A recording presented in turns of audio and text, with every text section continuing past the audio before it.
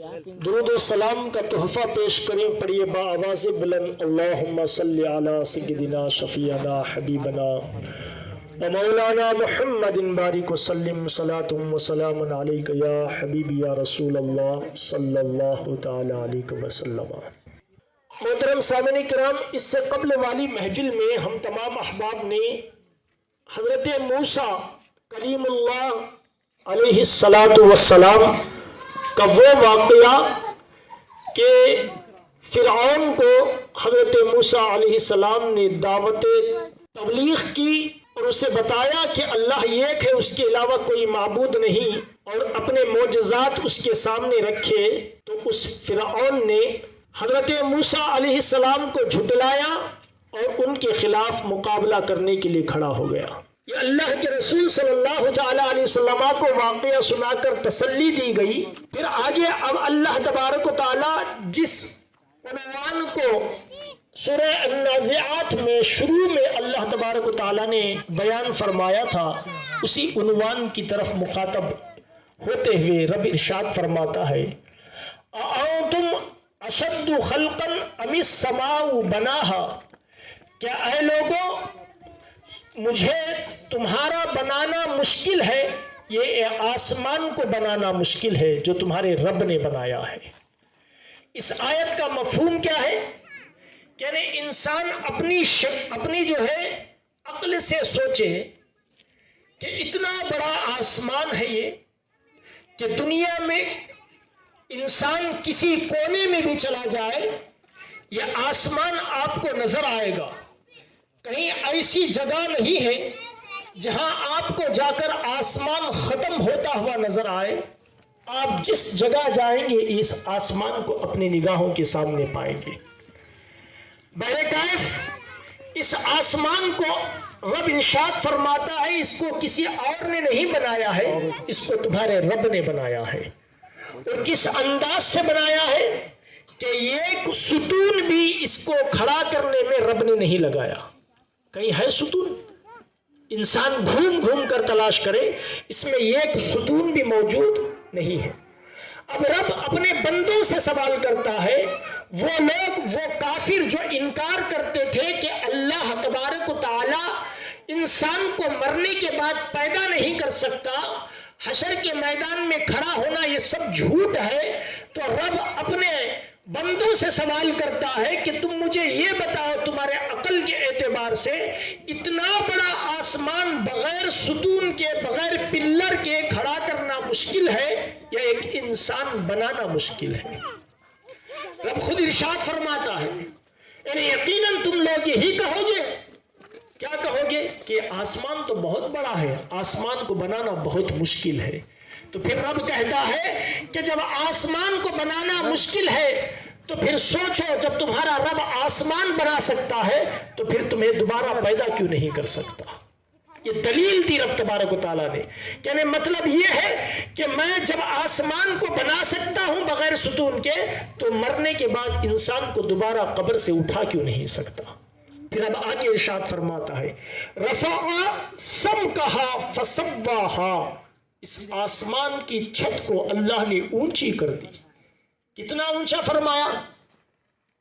ہمارا ہاتھ جا سکتا ہے، ہمارا سر لگ سکتا ہے، ہم پلین میں اڑ کر جا سکتے ہیں آسمان تک۔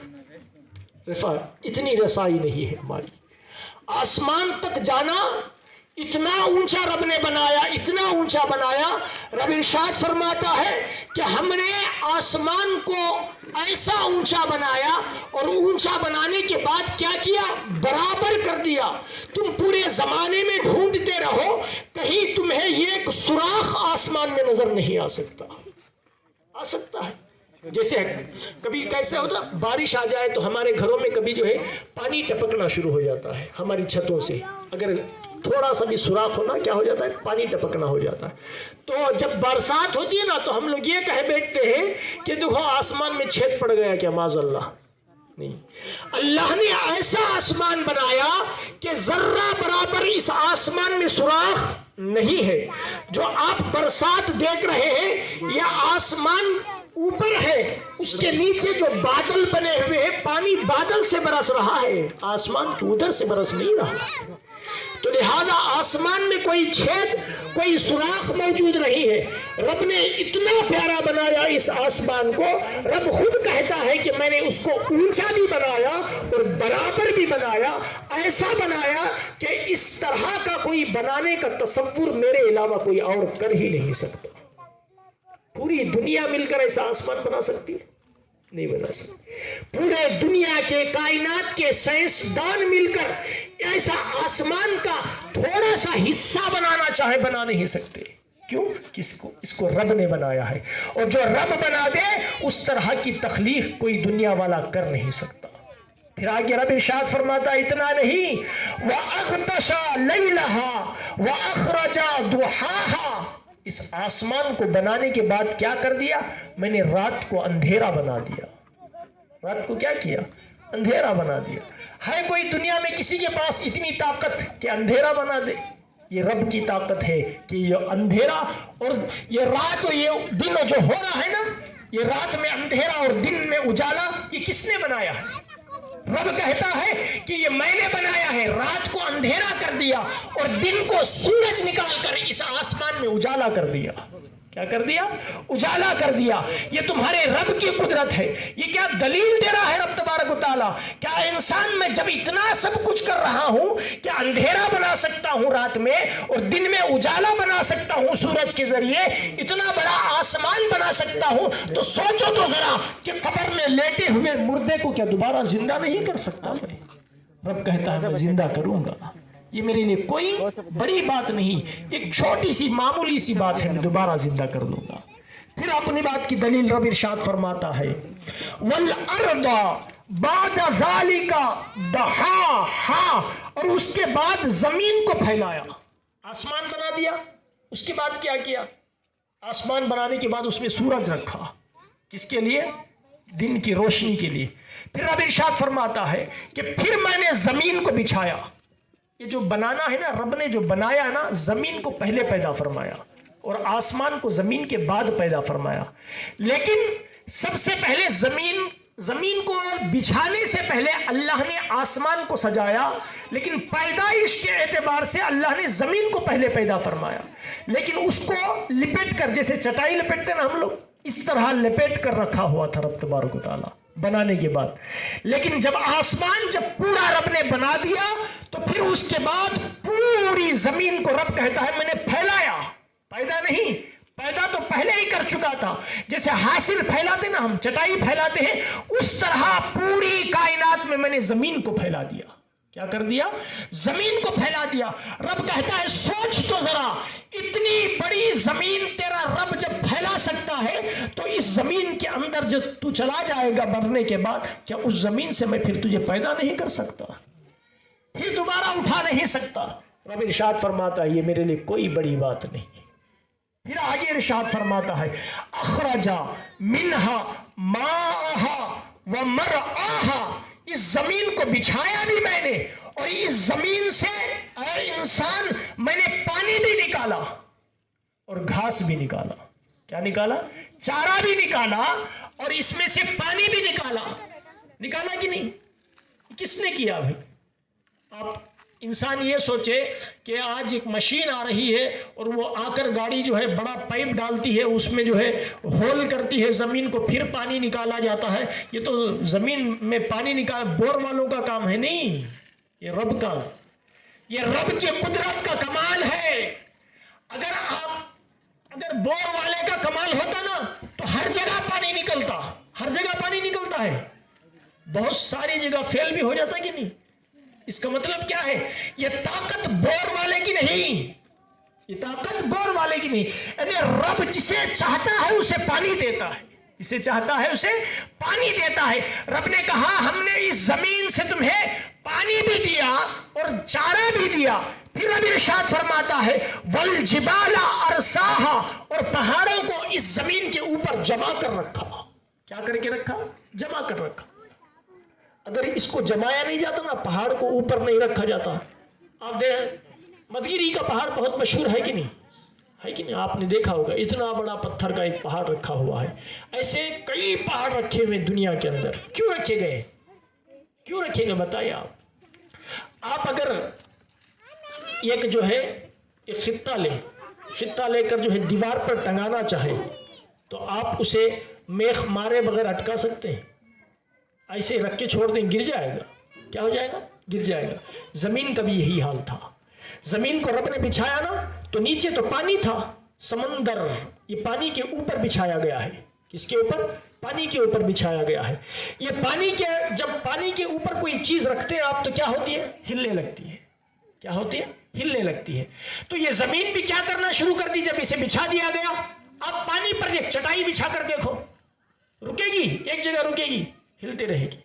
کبھی ادھر جائے گی، کبھی ادھر جائے گی، کبھی ادھر آئے گی.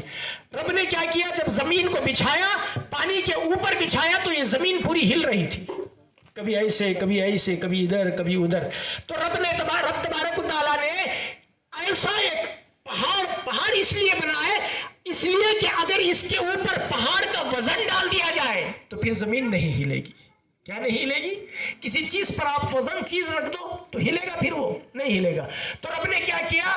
اس کے اوپر پہاڑ بنا دیے تاکہ یہ زمین نہ ہلے.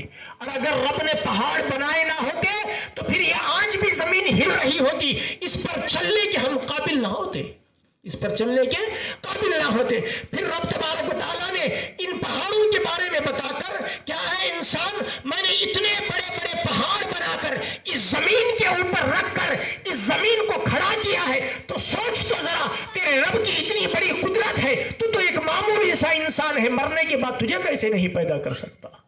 یہ دلیل دے رہا ہے رب تبارک و تعالیٰ کہ تجھے کیسے نہیں پیدا کر سکتا. پھر اب ارشاد فرماتا ہے متاعا لکم ولانعامکم. اتنا ہی نہیں، اس زمین کے اندر سے میں نے جو پانی نکالا، جو چارہ نکالا، کس لیے؟ اللہ کا فائدہ ہے اس میں؟ معاذ اللہ، اللہ کا کوئی فائدہ ہے؟ رب ارشاد فرماتا ہے متاعا لکم ولانعامکم. اس پانی کے اندر، اس چارے کے اندر تمہارے لیے بھی فائدہ ہے، تمہارے جانوروں کے لیے بھی فائدہ ہے. کس کے لیے فائدہ ہے؟ جانوروں کے لیے بھی فائدہ ہے ہمارے، اور ہمارے لیے فائدہ. اب پانی پی رہے ہیں کہ نہیں ہم لوگ؟ کس کا فائدہ ہو رہا ہے؟ پوری مخلوق کا فائدہ ہو رہا ہے، رب کے پوری بندوں کا فائدہ ہو رہا ہے. ہمارے جو جانور ہیں جو چر رہے ہیں زمین پر، چارہ کھا رہے ہیں کہ نہیں؟ کھا رہے ہیں کہ نہیں؟ بیل کھا رہا ہے، بکرا جو ہے وہ کھا رہا ہے. وہ کھانے کے بعد وہ فربا ہوتا ہے، تر و تازہ ہوتا ہے، پھر اس کو ذبح کر کے کون کھا رہا ہے؟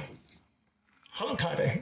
ہماری غذا بنانے کا رب نے کیا طریقہ بنایا ہے کہ وہ جانور وہاں سے زمین سے، رب کی بنائی ہوئی زمین سے، گھاس سے کھاتا ہے، اور وہ تر و تازہ ہوتا ہے، اس کے اندر گوشت پیدا ہوتا ہے، اور اس کو ذبح کر کے انسان کھاتا ہے، پھر انسان کے اندر گوشت پیدا ہوتا ہے، انسان کا اندر خون پیدا ہوتا ہے.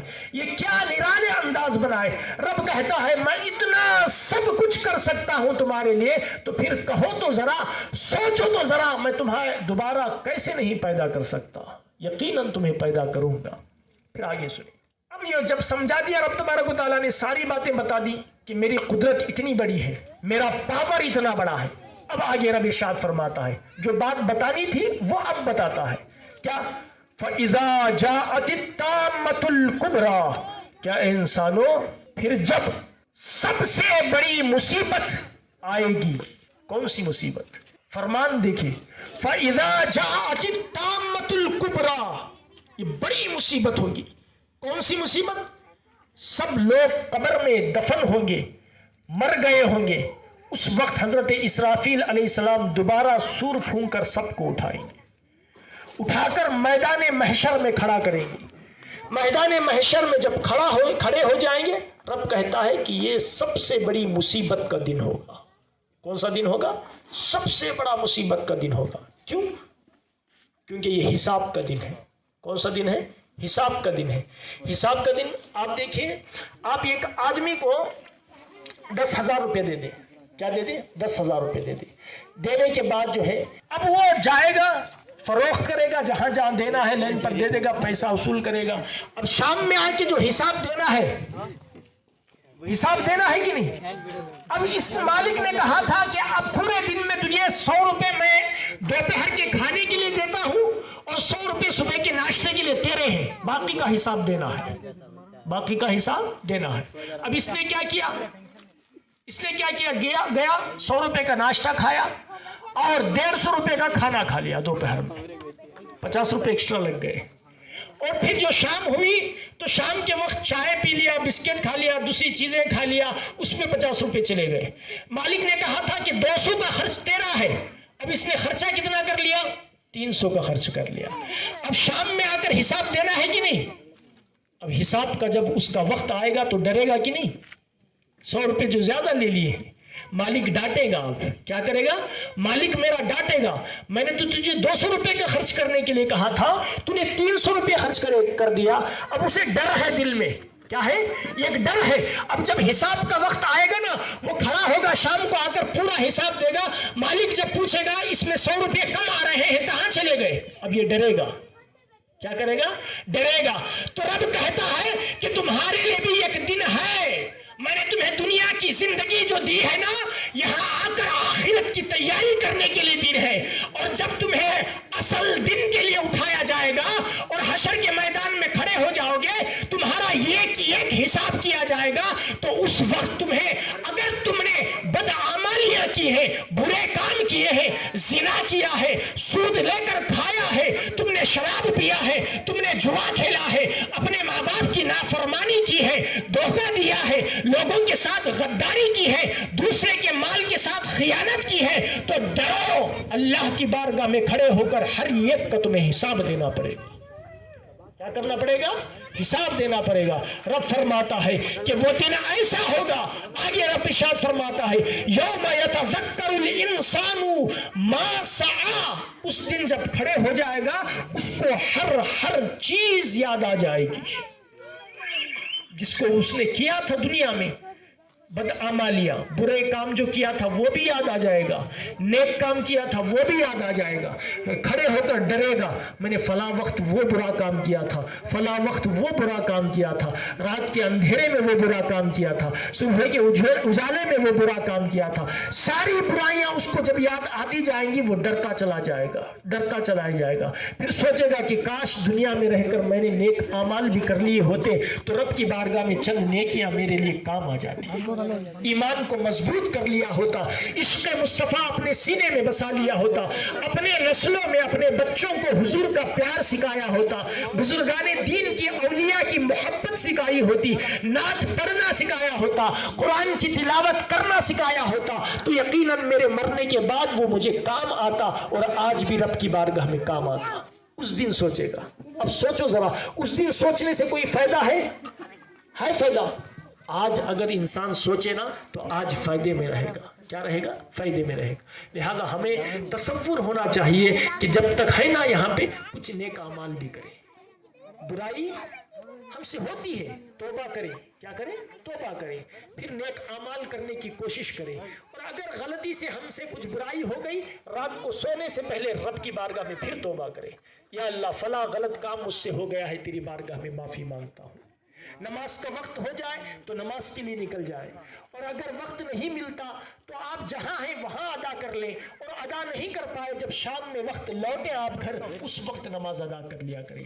وقت نکال کر مصطفیٰ پر درود پڑھا کریں، وقت نکال کر کبھی بزرگان دین کی بارگاہ میں، اولیاء کی بارگاہ میں حاضر ہو کر وہاں قرآن کی تلاوت کر لیا کریں۔ یہ آج کام آئے یا نہ آئے ہمیں نظر نہیں آئے گا، دنیا میں بھی اس کے فائدے ہوں گے، آخرت میں بھی اس کے فائدے ہوں گے۔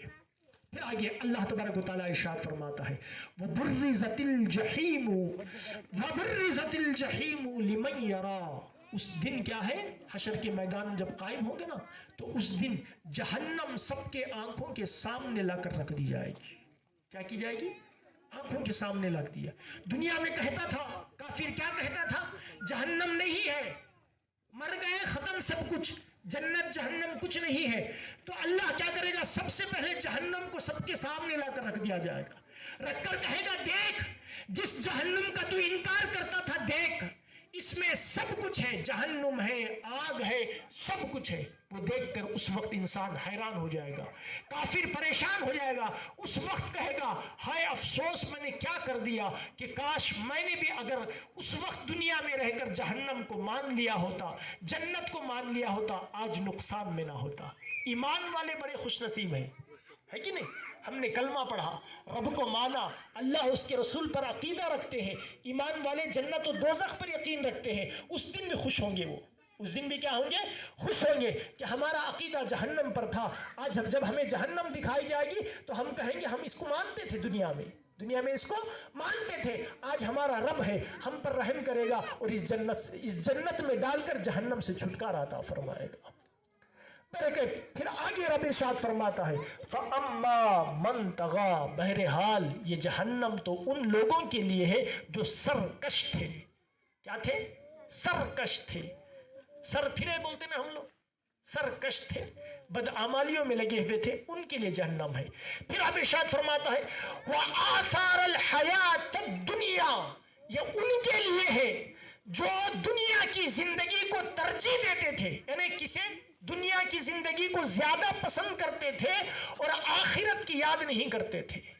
جہنم ان کے لیے بھی ہے جو لوگ دنیا میں رہ کر آخرت کو بھول گئے کہ مجھے وہاں قبر میں جانا ہے، اس کے بعد اٹھ کر اللہ کی بارگاہ میں حساب و کتاب دینا ہے، یہ سب کچھ جو بھول کر دنیا کے حرص میں، دنیا کی لالچ میں اور یہاں کے جو ہے بڑے بڑے امیروں کے چکر میں آ کر دنیا کمانے میں لگ گئے اور دنیا کمانے کے چکر میں نماز چھوڑ دی، روزہ چھوڑ دیا، ماں باپ کی خدمتیں چھوڑ دی، علم دین چھوڑ دیا، رسول پاک صلی اللہ تعالیٰ علیہ وسلم کی شریعت پر عمل چھوڑ دیا، یہ سب کچھ دنیا کمانے کے لیے کیا، غفلت میں رہا۔ رب ارشاد فرماتا ہے ایسے شخص کے لیے بھی جہنم ہے، ایسے شخص کے لیے بھی جہنم ہے۔ لہذا یہ میں نے سوچا تھا کہ اس سورے کو آج جو ہے یہاں پر ختم کر دیا جائے، لیکن وقت بہت زیادہ ہو رہا ہے، وقت جو ہے بہت زیادہ ہو رہا ہے، لہذا انشاءاللہ چند آیتیں رہی ہیں، اس کو دوبارہ جہاں بھی ہوگا پروگرام جو ہے سرا کی